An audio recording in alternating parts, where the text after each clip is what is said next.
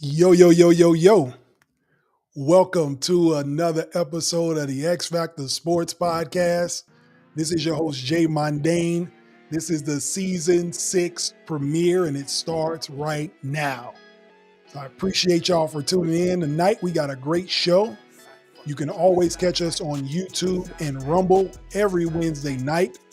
You can also catch all the audio on all the audio platforms. If you want to listen to podcasts, you can always check us out there. Thank y'all again for tuning in. Like I said, we got a great show. It's action-packed. It's the best time of year for sports. We got World Series talk. WNBA is complete. We had a WNBA finals this month. College football, college basketball is about to start. NFL's in full swing. It's just a great time of year to be a sports fan. So excited to have y'all in tonight. All right. So like we do, we got to get started, like always, with the quick news. I might sprinkle a little bit of while we were gone, but as you know, we're going to get into that quick news, the layup lines, as we always do. All right. So ladies first, of course, WNBA, congratulations to the New York Liberty for winning the WNBA championship. A lot of people may say it was controversial calls, this and that, against the Minnesota Lynx in Game 5. But if you watch the WNBA, there's always controversial calls. The refs have been scrutinized over the years, but history was made last week with the WNBA champion, New York Liberty. All right? They're one of the original teams, one of the original franchises from when the franchises started, when the WNBA started back in 97. 28 years. So congratulations to them for winning the WNBA title. Stewie came and joined New York, came back home to her home state, got them a ring, Sabrina Ionescu. I'm happy for them. Made history. It was great for New York City to get a basketball championship. I know they've been starving for one. Spike Lee was there going crazy. So it was just great. Great to see. Great to watch. Great basketball. They capped off a great WNBA season. I hope they can build off of it. Hope they can expand with it. It'll be great to see. So just some good stuff, man. Congratulations to those ladies. All right. So with that WNBA history happening, we can move on to Major League Baseball. We got history in the making there as well. We couldn't have asked for a better World Series. Okay. We get the New York Yankees, the LA Dodgers in the Fall Classic for media, for sports, for everything that we are looking for in terms of sports, history, anything we could ask for, we are getting with these two franchises. I'm excited to be a part of watching it, being a fan of it. You get Shohei Ohtani, you get Aaron Judge, you get the two best players in baseball on each sides of American and National League. This is LeBron and Kobe. We didn't get the LeBron Kobe matchup we wanted back when they were in their prime. This is what we're getting right now in baseball. So I couldn't be more excited for it. I got the LA Dodgers winning this series. I got them in 6 games. I just feel like they have the better team. The Yankees bullpen struggles. I think Garrett Cole will probably get one because he will have to pitch twice for sure. But I just think there's superstars all over the place. There's living legends, Hall of Famers. Like, you get everything you want. East versus West. It's going to get the highest ratings probably a World Series has gotten in years. I'm super excited for it. Shohei Ohtani, his first iteration of being in the playoffs, and he gets to a World Series. You get Mookie Betts. I mean, you get all of the Juan Soto. You get all those guys. Juan Carlos Stanton on the other side. Action-packed. Couldn't ask for a better World Series classic. So that's what we got with MLB. This is the finals that we didn't get with LeBron and Kobe. So I'm excited for it. All right. Then with college football is heating up. We're in week 8. Oregon is the number 1 team in the country after an epic game a couple weekends ago against Ohio State at home, winning that game, a nail biter. They earned the number 1 spot. Texas was running through everybody, but Georgia showed up and showed out against Texas. So that bounces Texas down to number 5 and moves Georgia up to 2. They get a bounce back game after losing to Alabama. So congrats to them. Oregon 1, Georgia 2. Also over the weekend, Cam Ward planted his flag as the Heisman favorite. If y'all didn't see that game against Louisville, he went crazy. All right. Maybe Lamar Jackson saw him do that to his team and decided to take it out on Tampa, take it out on a Florida team on Monday Night Football, but Cam Ward went crazy. All right. So congrats to them. He is the Heisman front runner now. I know the last time we were on, we were talking Travis Hunter needs to be in the conversation. I think Cam Ward is planting his flag. If the U can continue to win games and Cam Ward continues to put him on his back, I think that Cam Ward will be your Heisman Trophy winner. He definitely is the front runner right now. So those are the things that happened while we were gone. The quick news, all of the things. The NBA season is back. We had opening night last night. The Celtics got their rings, had a ring ceremony, and then took it out on the Knicks, beat them down. Tied the NBA record for most threes made in a game at 29. Almost made the record, but they missed like 12, 13 threes in a row trying to get it, but it's all good. Great performance on ring night. Most teams come out a little tight and don't play well. Boston was ready to play. It looked like Jaylen Brown and Jason Tatum on a mission already, chip on the shoulder, as big as them damn rings they got. So congrats to them winning on opening night. I think they're looking to make history and be the winningest franchise, break the tie with the Lakers. On the flip side, and we'll segue into our monologue with this, with the Lakers playing in the second game of opening night on Tuesday. It was only 2 games. They get center stage. History was made here last night with the Lakers playing and with Bronny James playing with his father. So let's step into that. So let me know what y'all think about Bronny playing with his dad. Will we ever see this again in sports? Because think about it. We got Ken Griffey and Ken Griffey Jr. They showed up to the game last night. Of course, it's fitting. The NBA is doing the right thing by making that happen. And LeBron James playing side by side with his son. Son got in the second quarter, I think about the 4-minute mark. But seriously, will we ever see this happen again?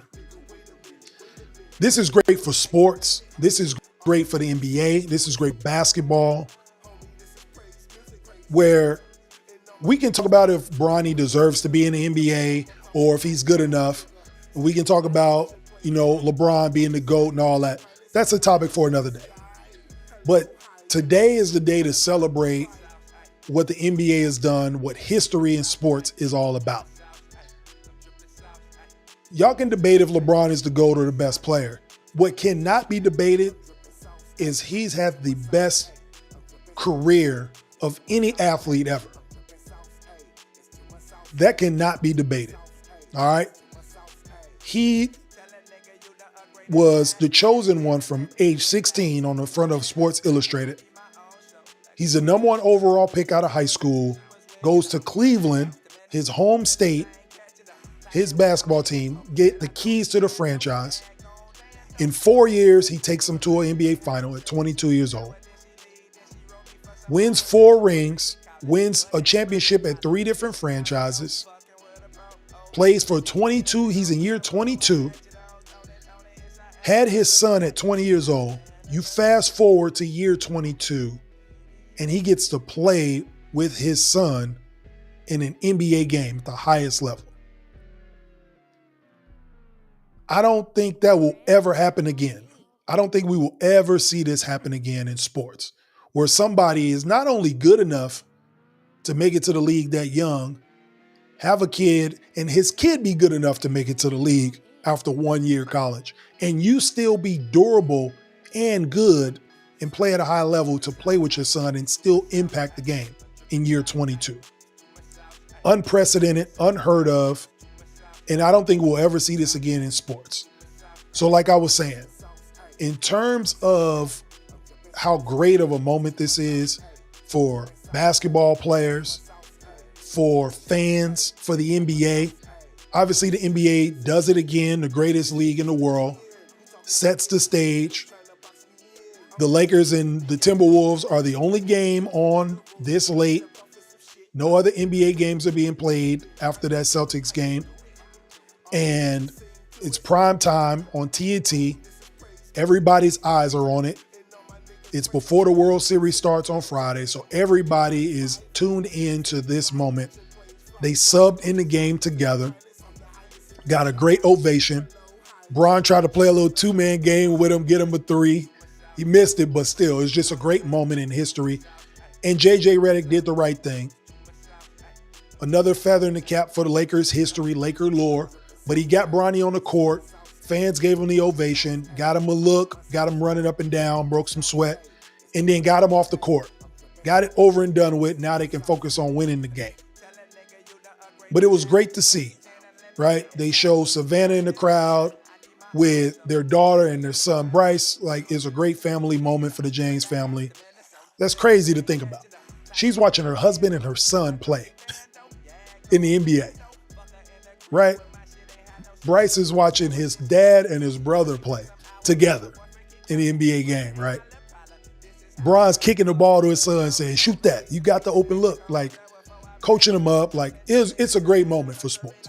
And it's a great moment for Black fathers as well. So that's not lost on me either.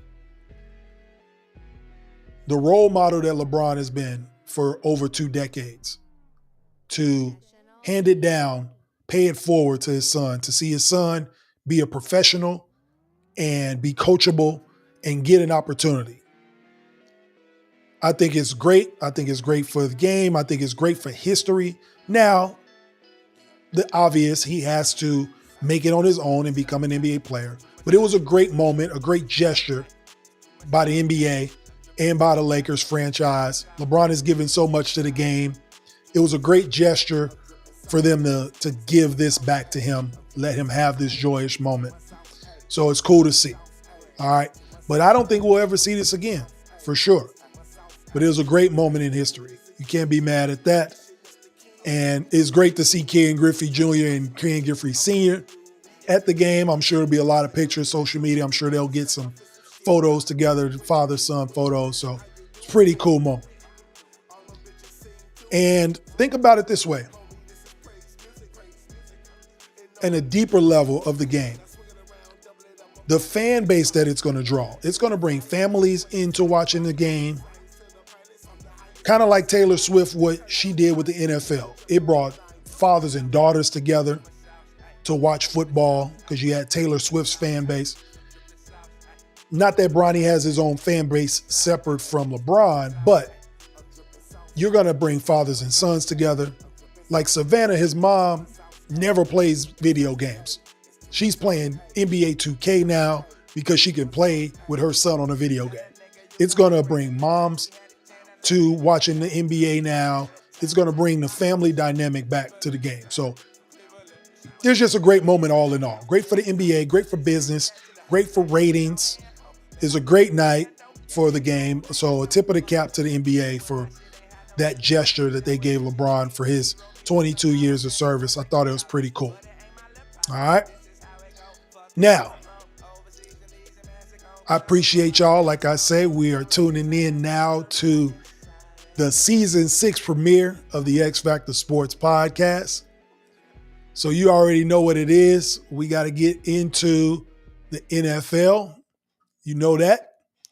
We are already in mid-season form. So since we've been out for a few weeks, we have to come back and give y'all those power rankings, all right? So let's go ahead and get into it. The NFL power rankings, we're going to start with the top 10, and we're going to go with number 10, all right? The Chicago Bears. Now, I know they had a bye this past week, but they're 4-2, and I know what y'all going to say. Oh, He's from Chicago. He's a homer, this and that. But listen, couple things. The X Factor Sports Power Rankings are not about record. They're more about how you play the game, your impact, what you're doing on offense, defense, special teams. Obviously, record plays a part in it, but it's not that big of a part for me. It's eye test. It's how you're playing, where you're trending.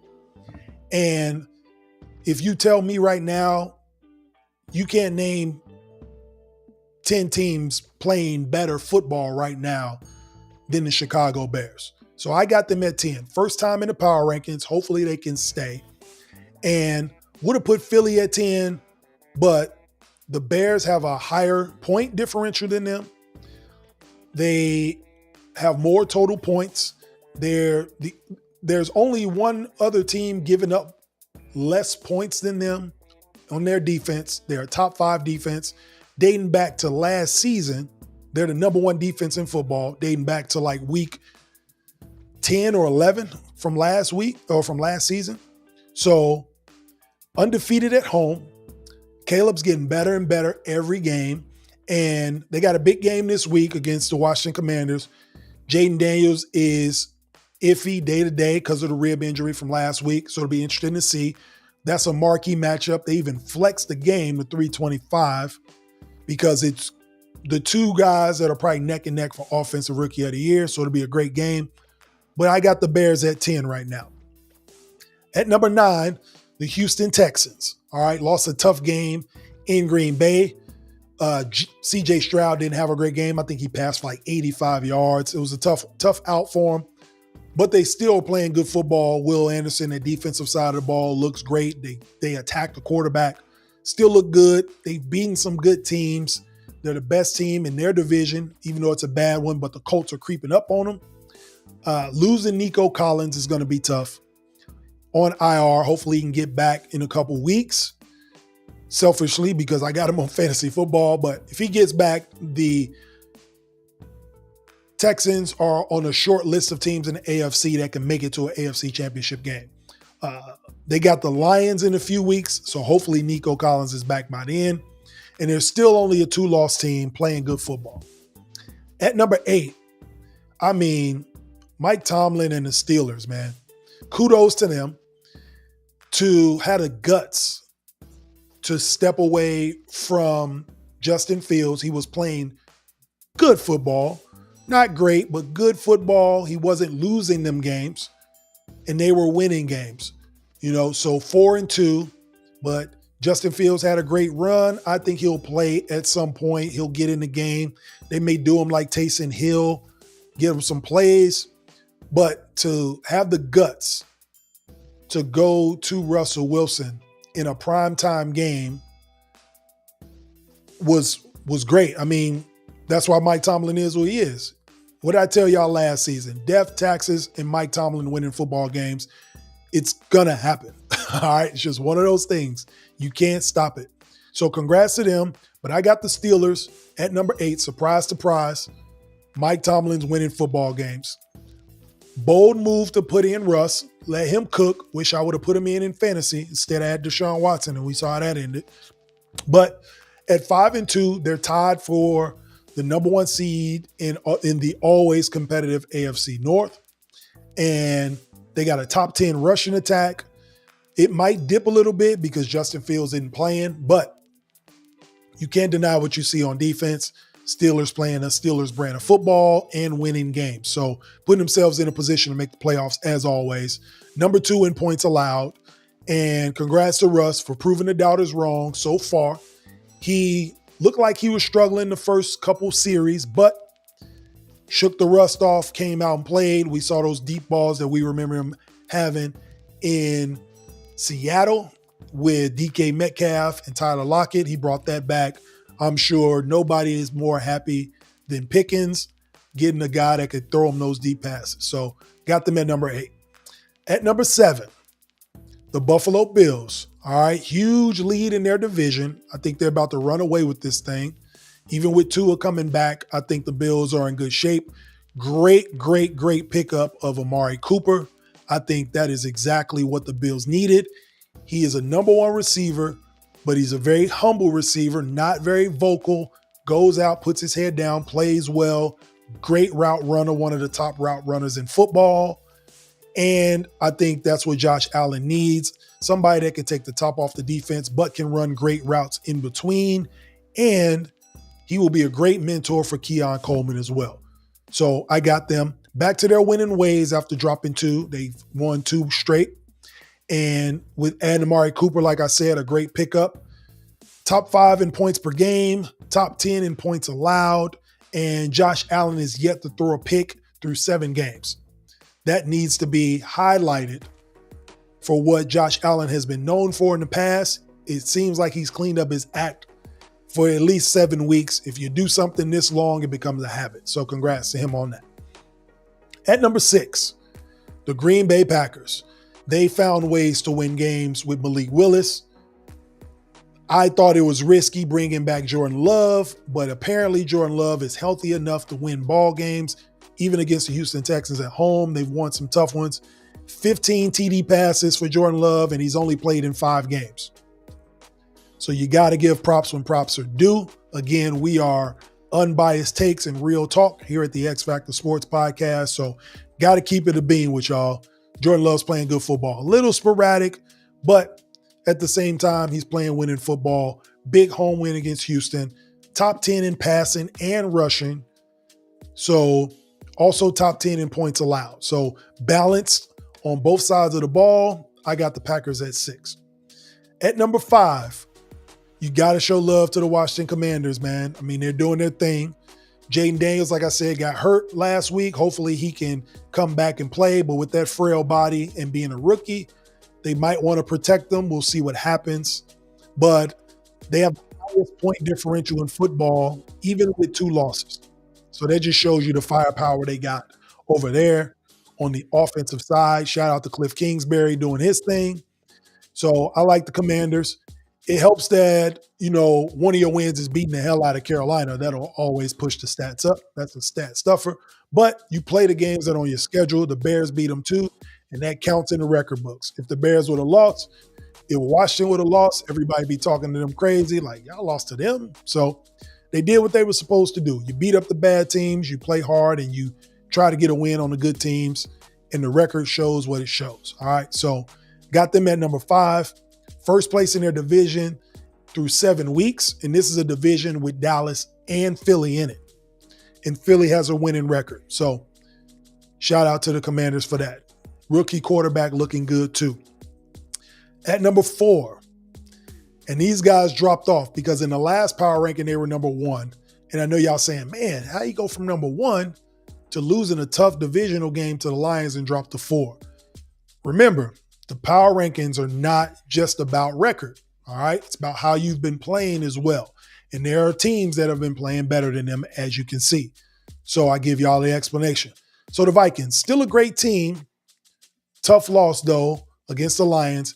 And that loss may bode great for them later on in the season, a division opponent, and the Lions are really, really good. So that's a tough loss for them. Looking at the schedule, they can run off 4 straight before they play against the Bears in another divisional game. So the Lions could creep back up, the Vikings could creep back up, just depending on what happens.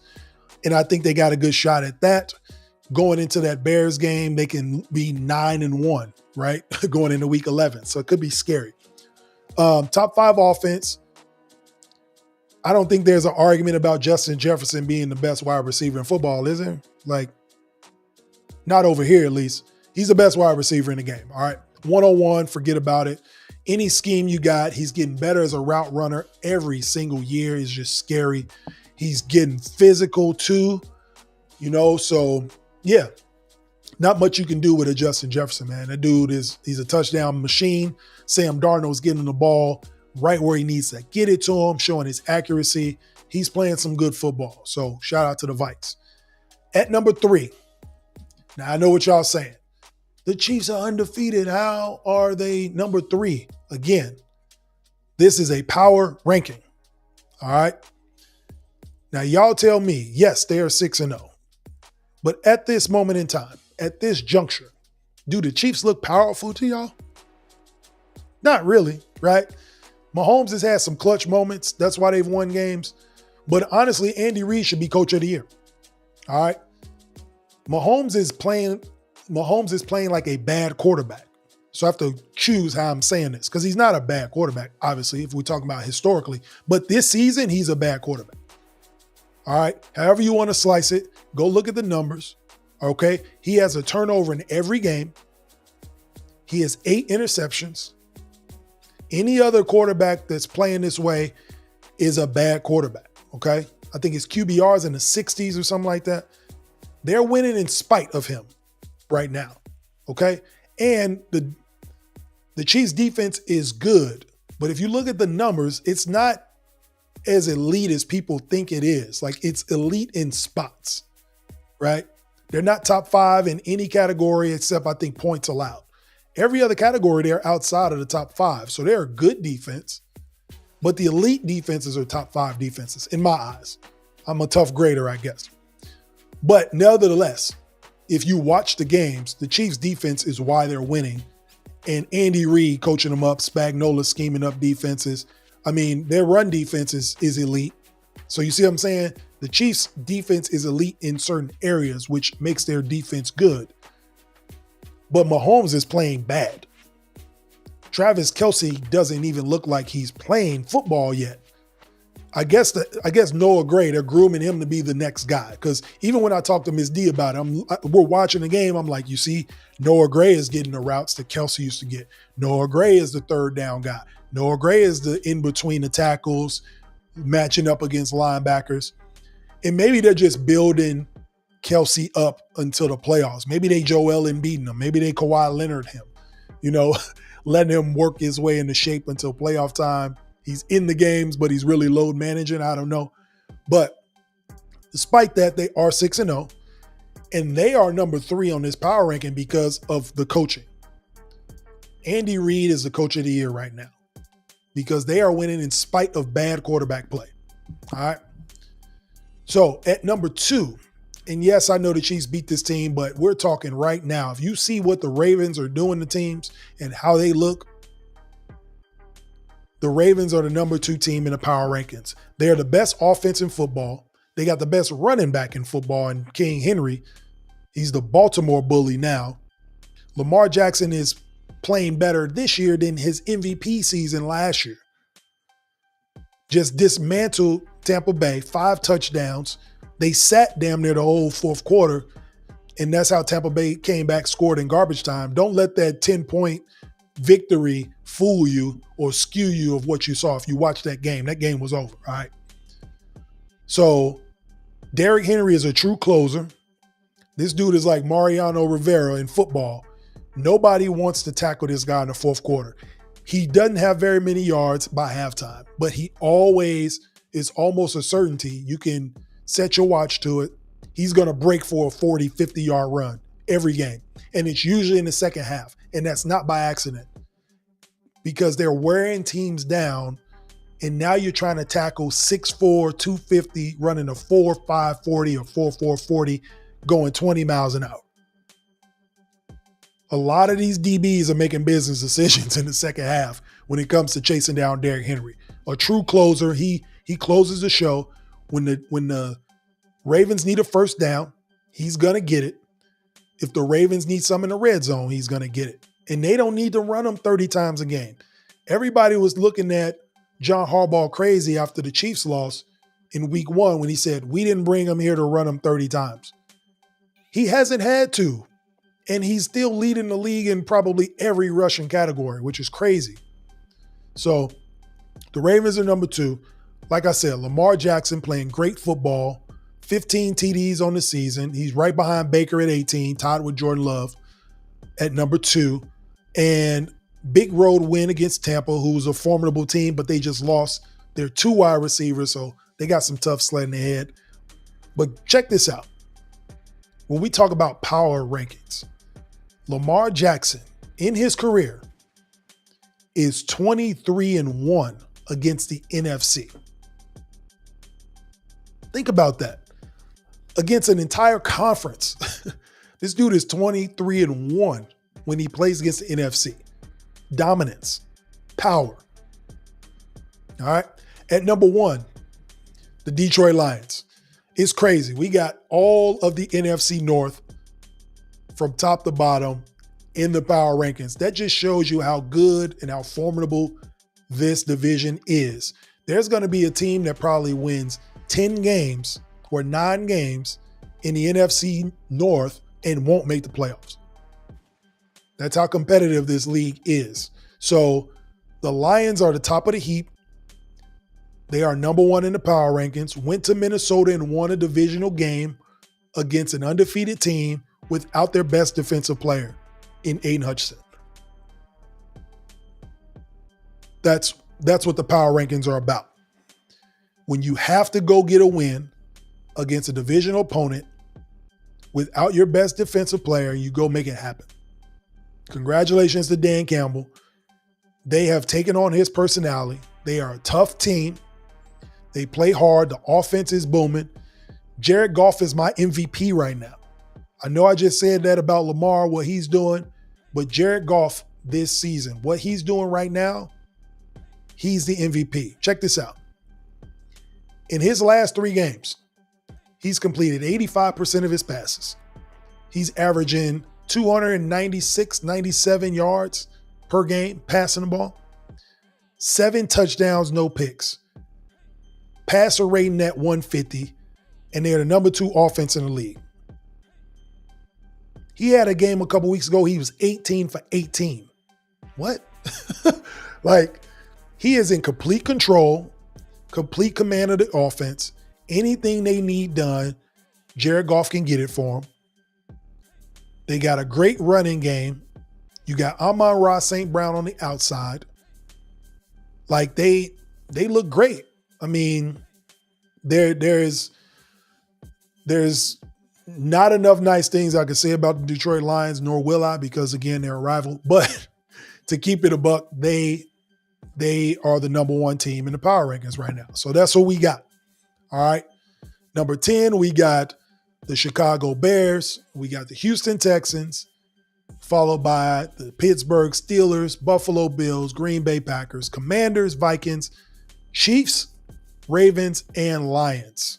So you guys let me know what you think about that power ranking. Be sure to like, share, subscribe.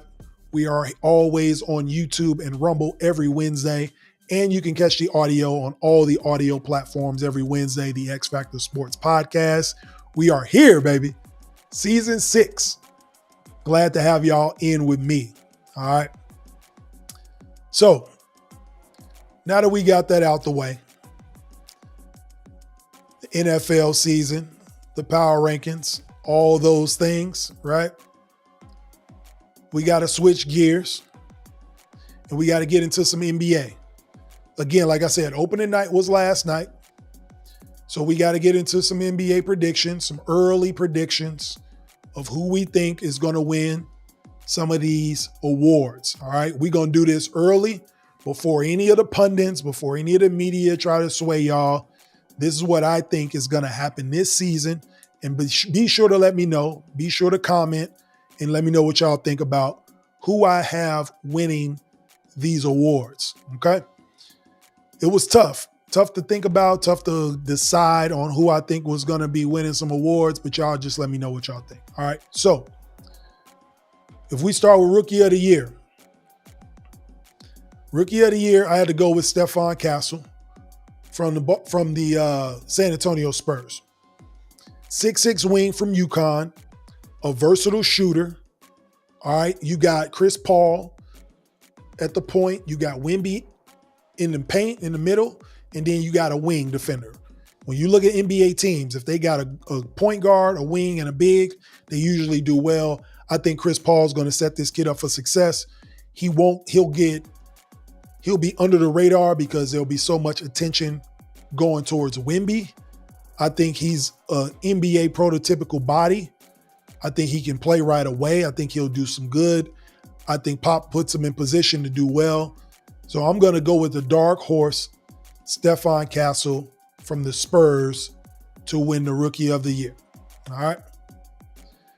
For the Clutch Player of the Year, I think he's coming back with a vengeance, y'all. Dame time. I got Dame Lillard, Milwaukee Bucks. I got him being the clutch player of the year. All right. I think it's time for him to show why Milwaukee wanted to bring him in. Okay. The Bucks will have something to prove this year. Giannis will be back healthy. Hopefully Chris Middleton, they can get him right. And they're going to have a lot of national TV games, which is good when you're trying to win awards because the media is voting for these majority of the time.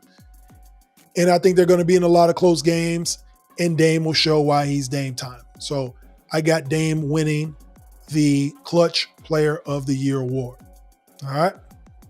For the Sixth Man of the Year, I think this guy's coming back for it. He should have won it last year, but Sacramento didn't play as well as Minnesota, so Naz Reid got it. I'm not mad about it, but I think Malik Monk wins the Sixth Man of the Year award. And this typically happens. When you have a player, if y'all go back in history and look, when you have a player that was close in voting for Sixth Man of the Year, they usually in the next year or two come back and they get it. And I think this is the year Malik Monk gets it. I think with DeMar DeRozan being there, they're going to win more games. So he's going to get more notoriety. I think the Sacramento Kings will have something to say in this playoff race this year. So I'm looking to see him be motivated to win this award. I think DeMar DeRozan is a big addition to that team, and that'll help with some success and getting the Sacramento teams more views, more looks. So I'm going with Malik Monk. I think he's motivated, and I think that's a goal of his to win that Sixth Man of the Year award. All right. Most Improved Player. This is another dark horse, but I'm going with it. All right. From Detroit, Cade Cunningham. I think he wins Most Improved. So unlike the NFL, the NBA doesn't have a Comeback Player of the Year award. So they have this thing called the Most Improved. But I'm giving it to Cade Cunningham. I think this is the do or die year for him. He's been in the league long enough.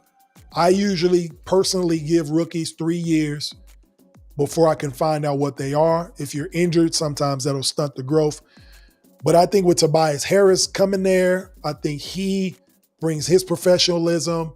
I think he helps Cade Cunningham get to that next level. And I'm going to be happy to see if he can get to that Most Improved Player award. I think he can do it. I think he's a good player, and I think it'll help. I think it's good for him, and I think he'll win that award. Bring some sort of light to Detroit. They got a lot of good young players. I think he's the best of those young players on that team. So he's going to be my dark horse for Most Improved. They probably won't win a lot of games, so it probably won't happen. But I think he's going to go on a tear, and I think he will get some recognition at least for Most Improved. Coach of the Year. All right. Have we forgiven this guy yet? Has the NBA public, has everybody, has NBA society forgiven Ime Udoka for his past discretions in Boston? All right. We've let it simmer for a year, or settle for a year, I should say. I got Ime Udoka as Coach of the Year, and here's why. The Houston Rockets will make the play-in at least, if not make the playoffs. So for that reason, I think Ime Udoka wins Player of the Year. Alfred Sengun just signed a new deal. I think they're going to put these pieces together, these young guys. I think they're ready to pop. I think they're ready to flourish in the Western Conference. I think Houston's going to be a team to be reckoned with. So I'm looking to see them do well, and I think he leads the Rockets to the playoffs. And because of that, them going to a play-in or a playoff run, I think Ime Udoka wins Coach of the Year. All right. Defensive Player of the Year. We talked about players getting snubbed or slighted and coming for it. I think Victor Wembanyama wins it going away. Defensive Player of the Year. Should have won it last year. They didn't want to give it to him because he's a rookie, but he was all defensive first team as a rookie. I think he has something to prove. I think playing in those Olympics, he comes back with a vengeance to show he's one of the best players in the world. And he believes he's one of the best players in the world. Last year, he just scratched the surface. I think he averaged almost 4 blocks a game. And he doesn't even know how to play NBA basketball yet. He's put on a little more muscle. He has Chris Paul with him to teach him to be more savvy. Playing with a vet like Chris Paul, I think the sky's the limit for him. I think Chris Paul pushes him. to have more goals, even though he probably has his own goals of his own. But I think this is a great time for Victor Wembanyama. I don't think there's any limitations to his game. I don't think we know what type of player he's going to be. He's going to be something we've never seen before, and he's going to win a lot of individual awards. And I think this season he gets Defensive Player of the Year. Unlike Rudy Gobert, you can't pick on him in the pick and roll. You can't pick on him on a perimeter because he can guard anywhere on the floor. And for that reason, I think he wins it. All right. And then for your MVP, again, man, I think this is the revenge year. People coming back for what's rightfully theirs. Shai Gilgeous-Alexander. He leads OKC to the Western Conference Finals, maybe even an NBA Final, and wins the league MVP. We get our third Oklahoma City Thunder to win an MVP this year, Shai Gilgeous-Alexander, and coulda and shoulda won it last year, but I think he gets it this season. They're favored to go to the finals this season. Now, with a little bit more playoff experience, I think Shai takes his game to the next level. Again, coming back with a chip on his shoulder as well. I think this is just a year of vengeance for everybody. Shai Gilgeous-Alexander, for Victor Wembanyama, Malik Monk getting snubbed, even for teams that were good last year, Jaylen Brown and Jason Tatum for the U.S. Olympic snubs. I think Shai comes back. A disappointment in the Olympics with Canada. I think he has something to prove that he's one of the best players in the world. So I give that to Shai as the league MVP this year. All right. So like I said, I want to hear from y'all. Give me y'all comments. Let me know what y'all think. Do you think these guys are going to win these awards? Be sure to like, share, and subscribe on YouTube, Facebook, Twitter, anywhere that we have a platform, and also check out all the audio. All right. This is Jay Mondaine, the X Factor Sports Podcast, Season 6 premiere. I hope y'all are having a good time because I'm having a great time. All right. Now, before we get up out of here, we give y'all the first 2-minute warning of the season before we slide up out. All right. So before we go, let's talk about this. Okay. Putting your passions on the shelf. A lot of people do this. Okay. And this is something you don't want to do. Do not put your passions on the shelf. So what do I mean by that? If you have a passion to do something, okay, don't let it sit and be forgotten. Don't let it sit there and collect dust, okay? You have to be able to get that down and strive to achieve those goals. Strive to at least see what that passion can get to, okay? One of my favorite movies, A Bronx Tale, they talk about one of the biggest things that they hate is wasted talent. Okay. There are a lot of people that are good at things in this world. There are a lot of people that are talented and they put it off to the side for whatever reasons. Don't put those passions or those talents on the shelf. Okay. Figure out what you can do with that potential. Maybe it'll lead you somewhere. If worst case scenario, you find out that that passion won't lead you anywhere, or it's something that will probably lead you to a different passion down a different road, but at least you know. Okay. Don't leave that stone unturned. Do not put those passions on the shelf. All right. Bring them down, look through them, figure them out, see if it's the right thing for you. See if it's something you can achieve. Okay. See if it's something that you want to do. Just like this podcast. This was something that I've thought about and formulated for years, did podcasts with other people, and decided this is what I wanted to do. I don't want to put it on the shelf no more. I want to get better and better and better at it and see where it takes me. Okay. Maybe it won't be successful. Maybe it will. However, I'm not leaving it on the shelf. So take it from somebody who has a passion and tries to give it out to the world week by week. And now we're at season 6. So I hope y'all enjoy. All right. This is the X Factor Sports Podcast. Again, thank y'all for tuning in tonight. This was a great show. Be sure to like, share, subscribe. We are on all the platforms. And you can subscribe to us on YouTube. Wednesday nights, you get the X Factor Sports Podcast every week. If you like the gear, Be sure to scan the QR code you see on the screen. We got shirts, hoodies, and sweatshirts are coming because we're getting into the cold season here in the Midwest. So make sure you check us out or just DM me direct. We can get some pricing, all sizes, all colors of the apparel. This is Jay Mondaine of the X Factor Sports Podcast, Season 6, Episode 1, the premiere. Rest in peace to Joanne Clark. My little bro lost his mom earlier this week. I'm here for you, bro. Love you. Rest in peace to Joanne Clark. I hope my boy is all right. This is Jay Mondaine signing out. Love to see y'all. I'm glad y'all are back. This season will be a great one. This is just getting started, and we are out of here. Peace.